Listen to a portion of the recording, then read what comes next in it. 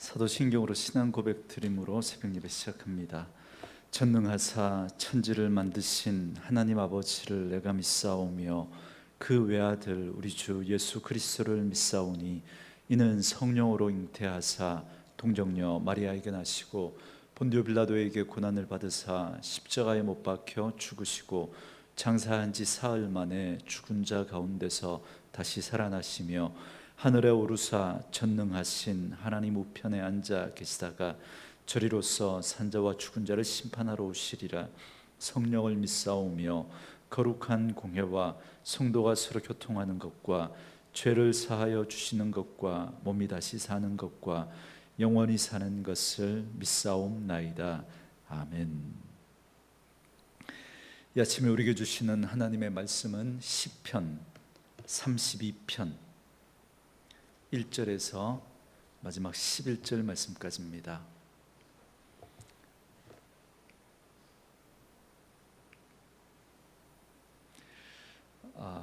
제가 오늘 웃도리를 깜빡하고 속 안에 입었는 줄 알았는데 안 입었네요. 죄송합니다. 양해해 주시길 바라고요.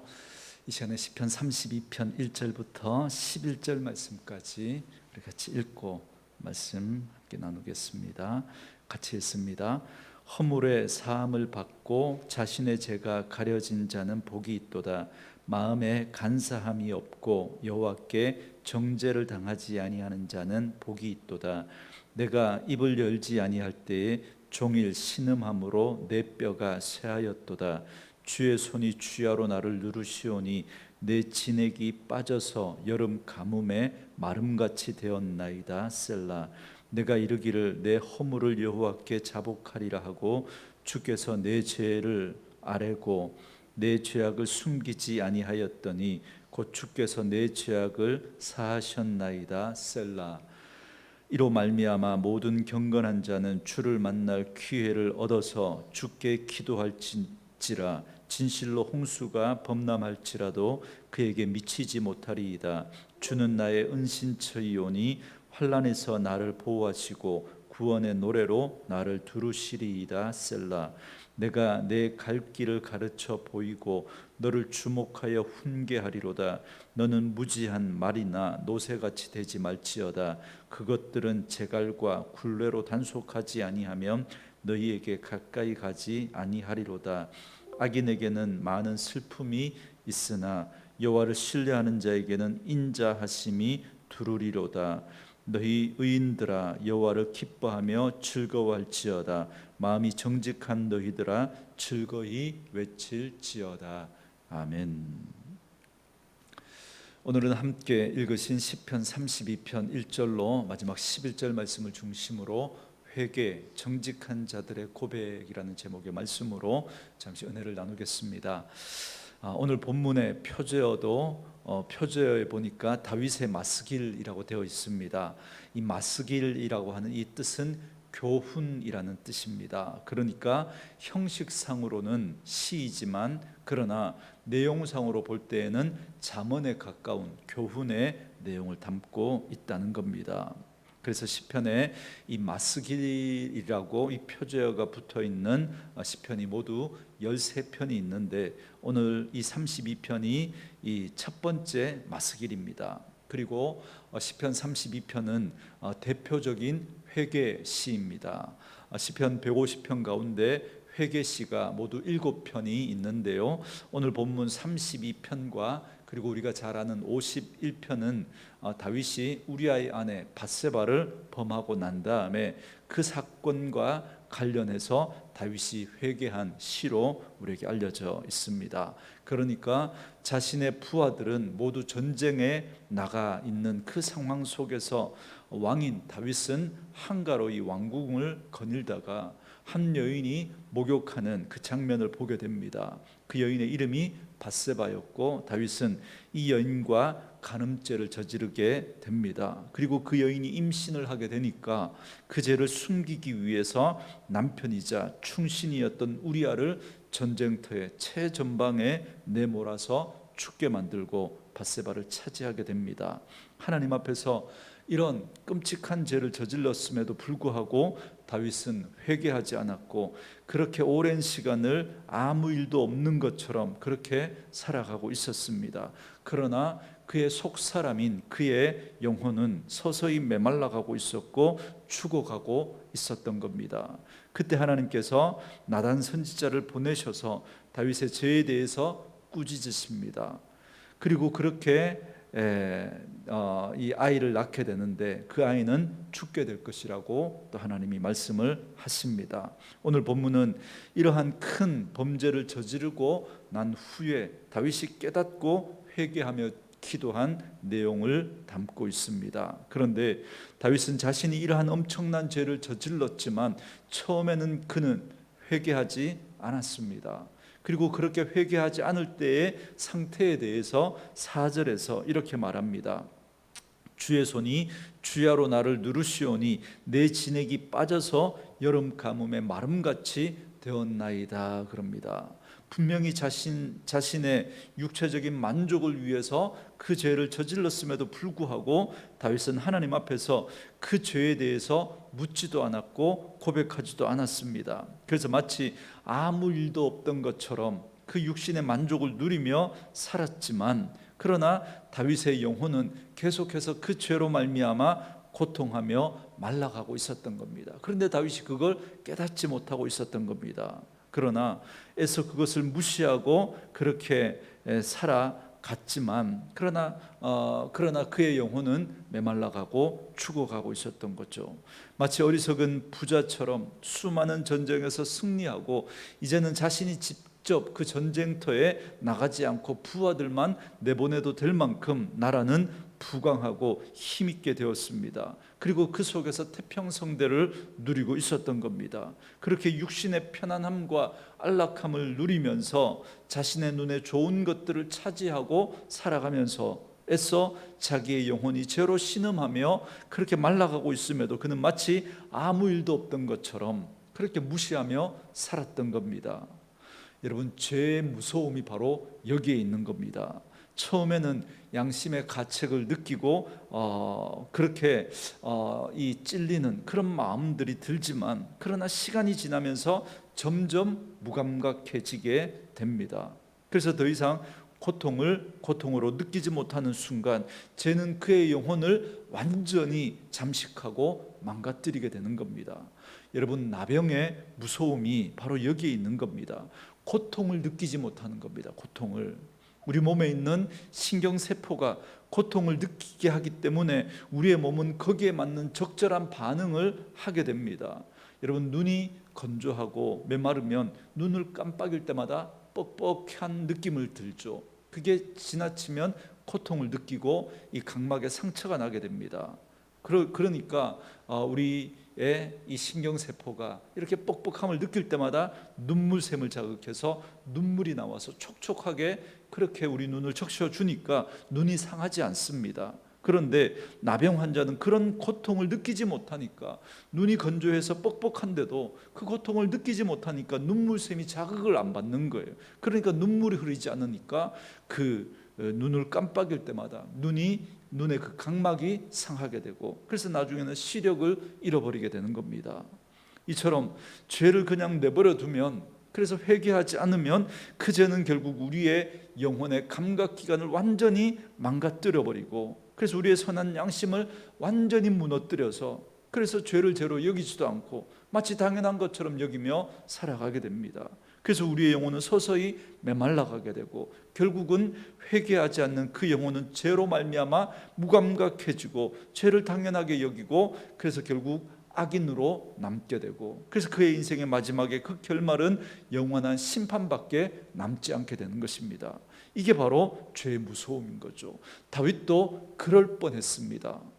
하나님께서 나단 선지자를 보내셔서 깨닫게 하시지 않으셨다면 다윗 역시도 그 죄로 인해서 그 영혼이 서서히 메말라가고 하나님으로부터 멀어졌을 수도 있습니다.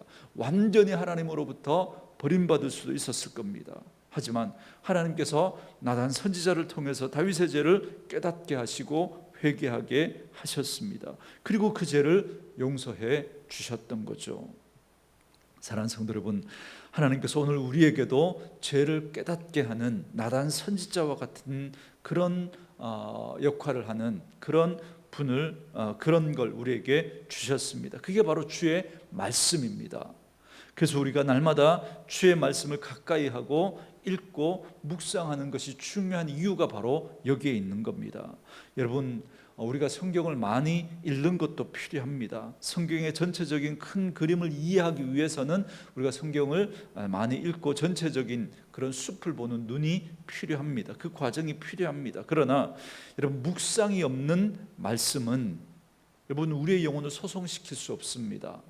묵상이라고 하는 이 단어가 영어로 보면 메디테이션이라고 되어 있습니다.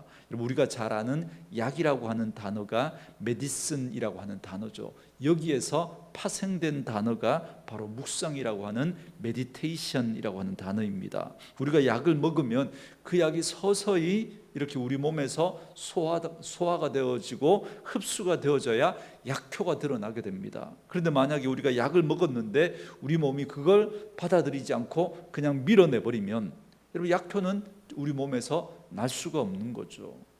여러분, 마찬가지로 우리가 말씀을 읽어도 묵상이 없으면 마치 소화하지 못하고 우리 몸이 그냥 밀어내버린 것하고 똑같습니다.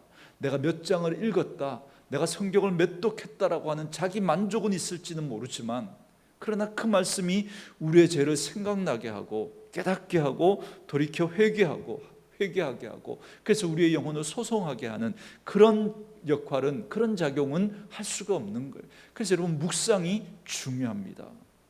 그래서 제게는 이 새벽 시간이 너무나 귀하고 좋습니다. 말씀으로 이 하루를 시작하는 저와 여러분에게 이 은혜가 있기를 원합니다. 날마다 하나님의 말씀 앞에서 나 자신의 그 욕망을 채우려고 하는 그러한 죄를 깨닫고 회개하고 말씀 앞에 돌이키고, 그래서 하나님 앞에서 정결한 모습으로 살아가는 그런 분들 될 수 있기를 주님의 이름으로 축원합니다. 이렇게 다윗이 나단 선지자의 책망을 듣고 회개하였을 때 하나님께서 그의 모든 허물을 사하시고 그의 죄를 용서해 주셨습니다. 그렇게 죄 용서의 은혜를 입었던 다윗은 자신이 복받은 사람이라고 그렇게 고백합니다. 그래서 1절 말씀에 보면 허물의 사함을 받고 자신의 죄가 가려진 자는 복이 있도다, 그렇게 고백합니다. 여러분, 여기 보시면 죄를 허물과 죄로 이렇게 구분을 하고 있습니다. 그래서 허물의 사함을 받고 자신의 죄가 가려진 자는 복이 있다 그러죠. 여기서 허물은 히브리어로 페샤라고 하는 단어인데요, 반역이라는 뜻입니다. 그러니까 하나님을 배반하고 하나님을 반역하고 자신의 욕심을 따르는 그 죄를 말합니다.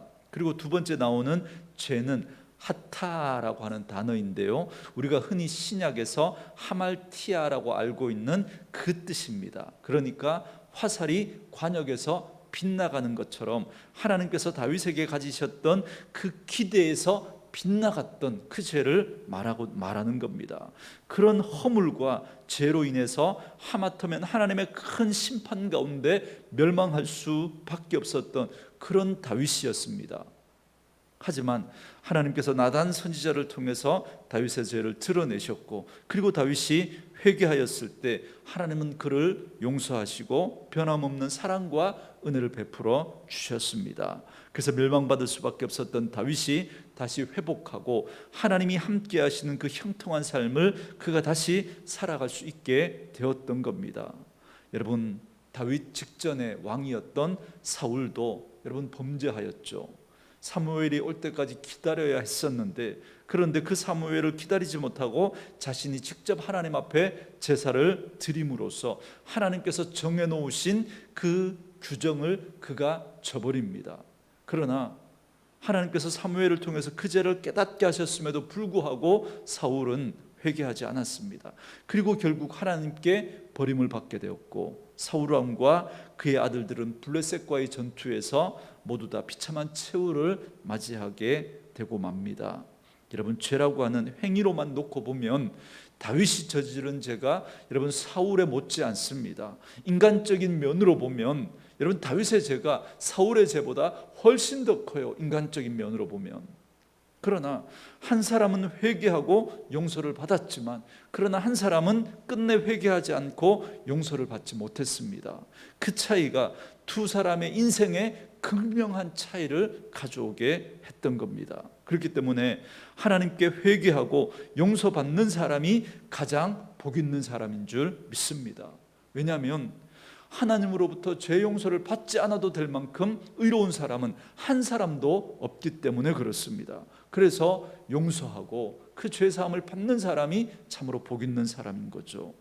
이처럼 다윗이 죄를 고백하자 그동안 자신의 영혼이 겪었던 모든 고통이 해결되었습니다. 그래서 그는 자신의 허물을 자복하고 아뢰고 숨기지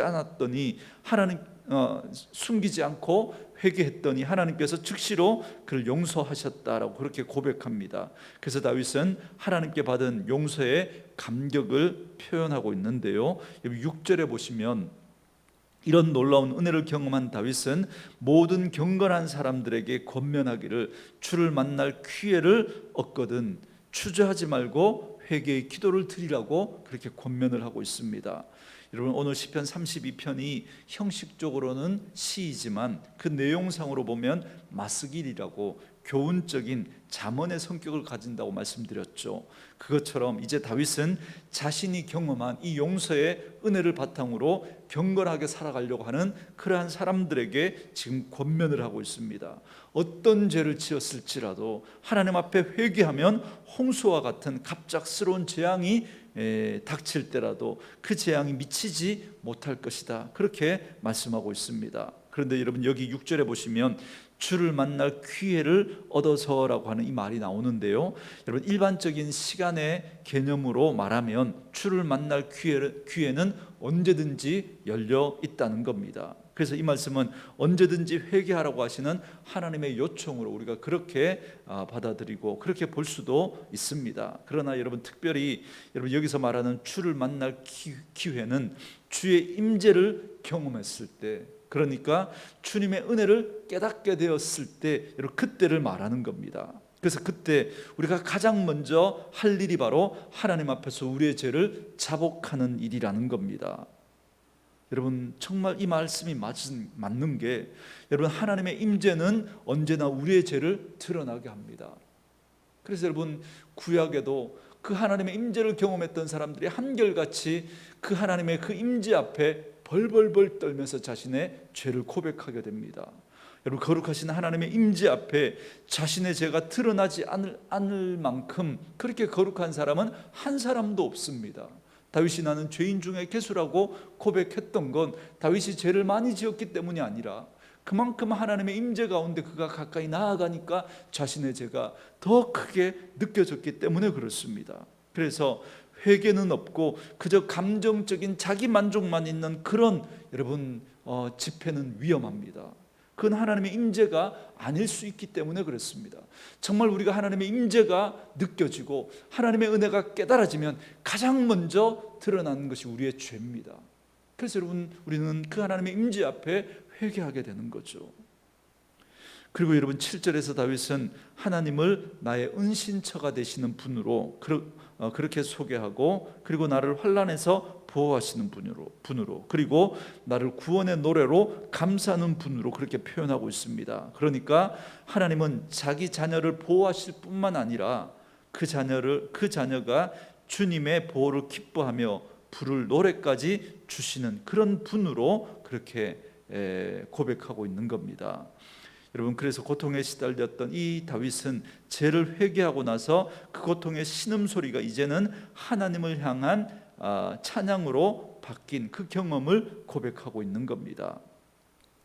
이제 8절과 9절에서는 이제 마스길이라는 이 표제어답게 하나님께서 인생들에게 주시는 교훈의 말씀을 다윗이 전하고 있습니다. 먼저 8절에 보시면 내가 네 갈 길을 가르쳐 보이고 너를 주목하여 훈계하리로다 그럽니다. 하나님께서는 자기 백성에게 세 가지를 말씀하시는데, 내가 너의 갈 길을 가르칠 것이고 너를 주목할 것이고 너를 훈계할 것이다 그럽니다. 여러분, 가르치고 주목하여 지켜보고 훈계하는 건, 이건 모든 부모가 자녀를 양육할 때 취하는 태도입니다. 그러니까 하나님께서는 죄를 고백하고 주님을 신뢰하는 사람에게 복을 주셔서 부모의 마음으로 그의 길도 가르쳐 주시고 지켜봐 주시고 잘못했을 때는 훈계해 주실 것이라고 그렇게 약속하고 계신 겁니다.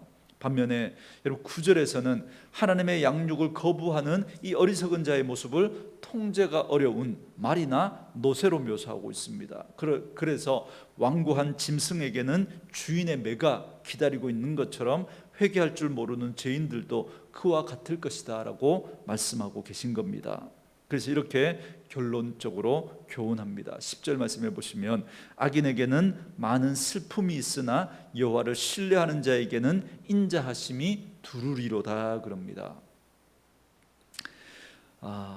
그까지 죄를 회개하지 않는 악인들에게는 많은 고통이 있을 것이다 그렇게 말씀하고 있습니다.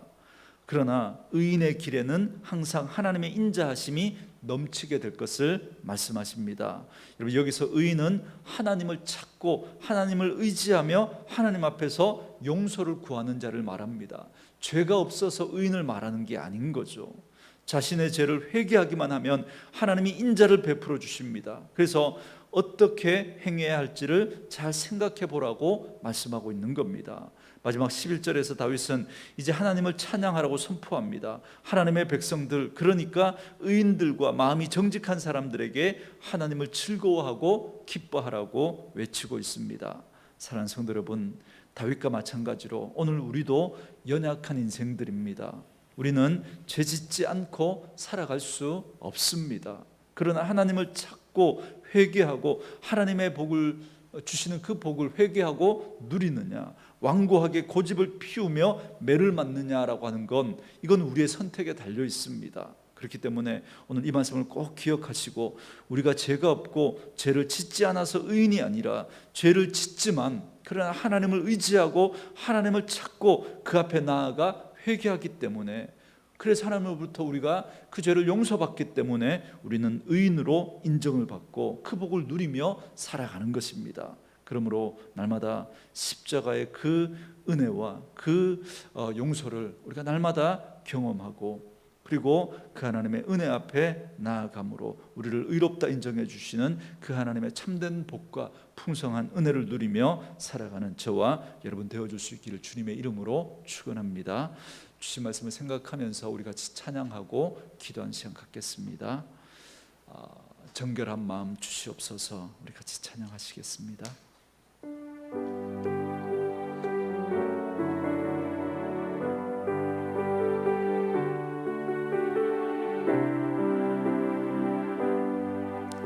정결한 마음 주시옵소서. 오 주님, 정직한 영을 새롭게 하소서. 정결한 마음 주시옵소서. 오 주님, 정직한 영을 새롭게 하소서. 나를 주님 앞에서 멀리하지 마시고 주의 성령을 거두지 마옵소서. 그 구원의 기쁨 다시 회복시키시며 변치 않는 마음 내 안에 주소서. 다시 한번 정결한 마음 주시옵소서. 정결한 마음 주시옵소서. 오 주님, 정직한 영을 새롭게 하소서. 나를 주님 앞에서, 나를 주님 앞에서 멀리하지 마시고 주의 성령을 거두지 마옵소서. 그 구원의 기쁨 다시 회복시키시며 변치 않는 마음 내 안에 주소서. 변치 않는 마음, 변치 않는 마음 내 안에 주소서. 아멘. 오늘 주신 말씀을 생각하면서 우리 같이 한번 기도하시겠습니다.